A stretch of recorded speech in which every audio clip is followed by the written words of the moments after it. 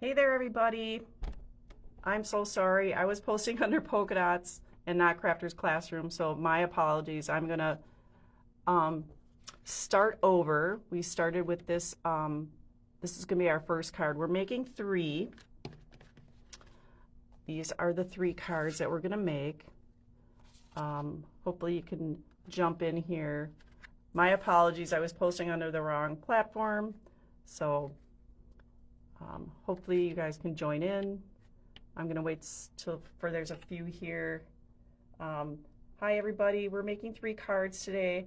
I'm sorry I'm late. I was actually posting under my Polkadots platform instead of Crafter's Classroom. So here I am. We're going to speed it up so that we can get our 3 cards done in time for, I know Spellbinders is after me. So in your kit came the embossing folder and the layering stencils. So the embossing folder is this, and then you have 2 layered stencils that we're going to be using. Now, your kit came with everything already embossed for you, and that's because it's a little bit of a challenge, if you haven't worked with these yet, to find out what sandwiches you need for your machine. You just do a Google search for 3D embossing folder sandwich 4 and then whatever your machine is, and then that will give you the right tools to use to get the embossing folder to work. I have a really old Big Shot, so I used 10 pieces of cardstock and no plates. So you might have to experiment a little bit on what you need to get the result for these embossing folder. All right, the first card, because we were late, sorry, I had already finished. So I'm going to kind of reenact that. Your piece came already embossed. So you're going to take the first layer and place it over the embossed image. Now I used, you guys know I like pink, so I used spun sugar, wild honey, and tea dye. So I first used the spun sugar and went over all the floral areas, trying to avoid the centers as much as I could. And the more you go over it, the more times you go over it, the darker your color is going to be. It's also got a lot of 3D detail in it, so that gives you even more options to kind of give it some detail there. I like to first go over it kind of lightly and then keep adding a little color. Once you have your flowers done, you're going to come in with the second stencil and lay it over the center of the flowers and the branches, or the stems, if you will. So the center of the flowers, I used wild honey, and I just kind of went through the center here. You guys, this is such a fun technique. I know I did it in May. I'm doing it in June. I'm not going to do it in July, but I should. This is one of my favorites. Then we're going to use tea dye for the branches. So just coming in, those just pop right out, you guys. All right. So then I was saying too that sometimes, I know I do a lot of like layering to get some borders and things like that, which we're going to do in the next 2 cards. But sometimes you don't maybe have space for all of that. So a little trick I like to do is here it is on the finished card. Can you see the edges there? So I just take my ink pad and drag it across the edge. And what that does is gives you kind of a border without really having to add more paper. So it will set it off from the base card. Got a little tag there. All right, so once I've got that done, I'm going to take my base card. Again, you've heard me say this 1,000 times. To fold it the correct way, the bump goes to the inside of the card. That way the fibers of the paper fold correctly and you don't get that cracking on the spine, especially if you're using good cardstock. I get all mine from Paper Cut, so thank you. All right, we're just going to attach that. And our first card is done. It's beautiful. So simple and quick and easy. Love that. So we use the whole entire embossing folder,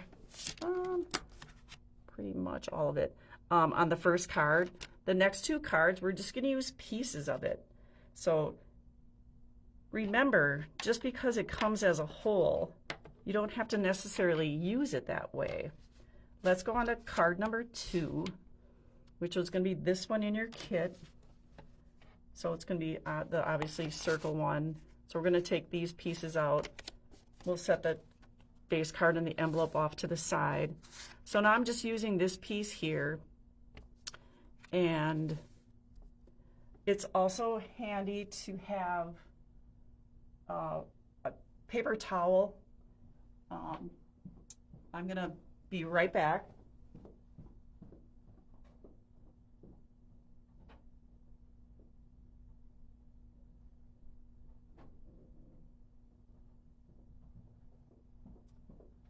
Okay, paper towel is handy because your stencils get inked up, right? So if you want to change color, then it's important to kind of clean off these stencils so that you're not incorporating the colors that you left behind into the colors that you want to use, because they might be different. If you're using the same colors, then no worries. And sorry for the interruption. I'm flying solo today, guys. So, all right. So here we go with our second one. And I just cut out a circle. I did the embossing and then just cut out a circle. And then a bigger circle for the background. So this might be a little trickier to try to find where your stencil lines up on the piece that you got. All right, so mine looks pretty lined up there. I am again going to use, actually I'm going to change it. I'm going to use worn lipstick instead of spun sugar. So it's a little more red, but I'm going to go really light, you guys. Hardly pressing anything on there at all. That's just my color palette. I like it a little lighter. The harder you press and the more color you use, the darker it will get. I'm trying to hold this in place so it doesn't, with my finger, so it doesn't kind of slide around underneath. And this is a really easy technique to kind of, let's say you lift it up and you missed some places that you wanted to go back. It's very easy to kind of line it up again and just go back to the areas that you might have missed.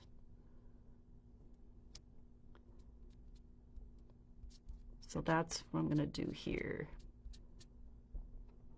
Trying to leave the center so that my other color that I'm going to use for that comes through.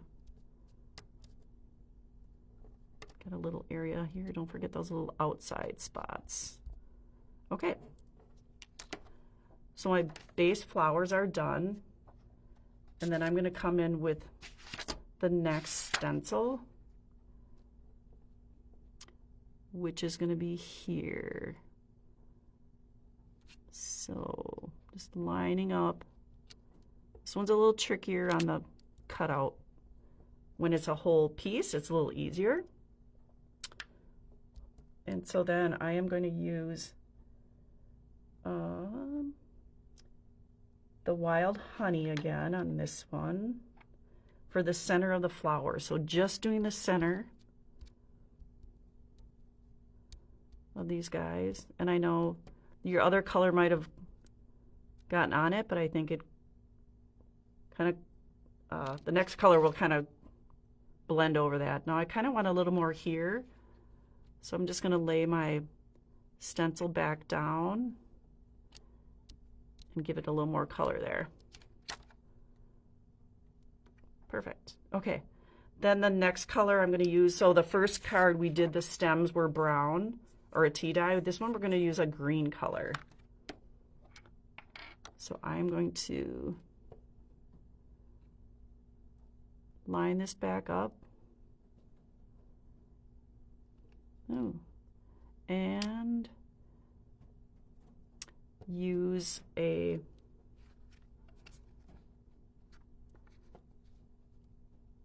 green color for my stems instead of a brown. So I'm using Shabby shutters. And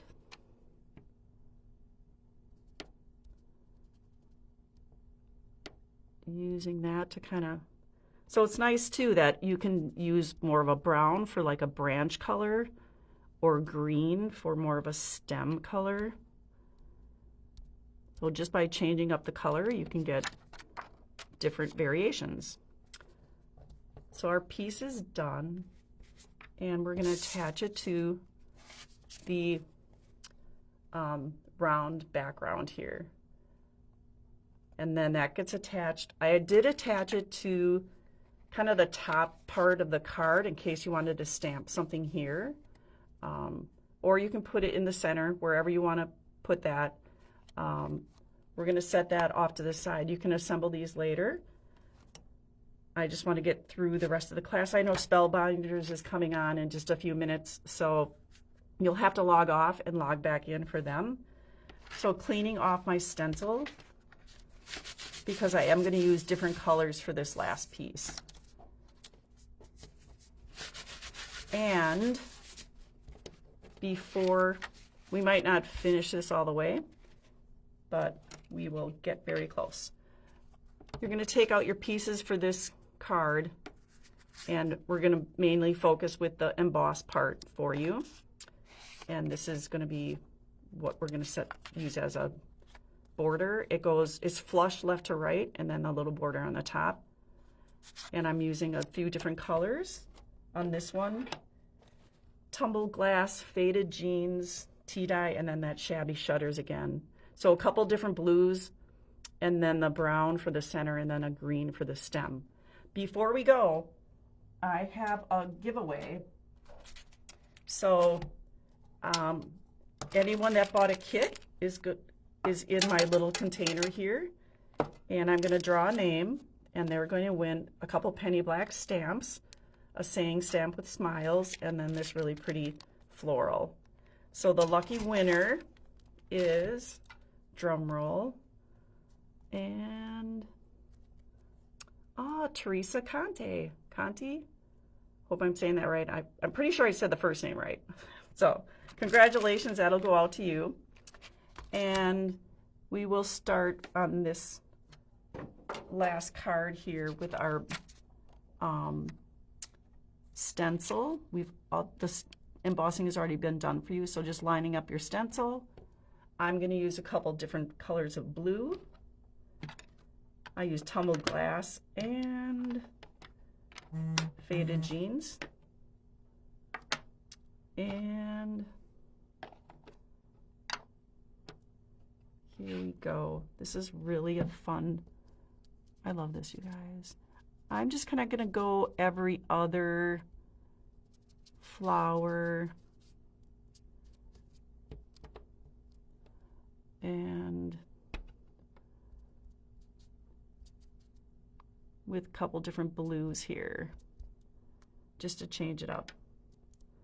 And if you have to log out, I understand I'm running a little late, so but I want to really get this finished.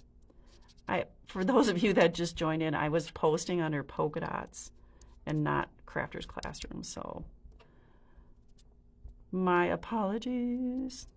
I'm just going to come in with a couple of the different colors too here. Be creative. Like I said, you don't have to use the whole thing as it is. You can cut it in pieces or parts. All right. I'm going to switch over to the stems in the center of the flowers. You know, the other thing that might be easier if you're doing just pieces of it is to do the whole piece and then cut out what you want. If you find this challenging to line up, that's what I would suggest. So that's another way to use it, is you can just do the whole piece if that's easier for you. I'm going to come in with some tea dye for the center, so I'm going to go a little darker than I did in the other two cards. And just getting the center of these flowers. All right, and then the Shabby shutters for the green on the stems. Again, the first card we used a brown for the branches. So this we're actually going to use a green to make it look more like a stem. So it's fun to just be able to change up the color and change the whole look of your card just by the color that you use. So that completes the coloring of our third card. Hi, Casey. Casey's here. Yay. So then this is going to just get attached to here. Like I said, it's flush left to right. And then on your base card, this one I centered, but if you want to move it up or down so that you have room to do some sentiment stamping, you can do that too. So again, in your kit came the embossing folder and the layers that you can use to color. And not in your kit, but here's an example of, we do have a die available that cuts out the image from the embossing folder. So here's another sample of what it can kind of look like for you. And that's available at the website. If you're having trouble getting the embossing folder to work for you, you can Google search 3D embossing folder sandwich for whatever machine you're using. And it might just be trial and error because the 3D embossing folders are a little bit different and they fit differently in different machines. So hopefully that you can find what works for you. I know everything came prepped for you. That was thanks to Heather, who did all that for you guys. And I love this technique. It's so easy and it's easy cleanup. You don't need a lot of product. So I hope you found today's class fun, and we got to make 3 cards. So I hope you have a good, fun rest of your day. These are the 3 cards we made. So, all right, enjoy the rest of your day. Thank you.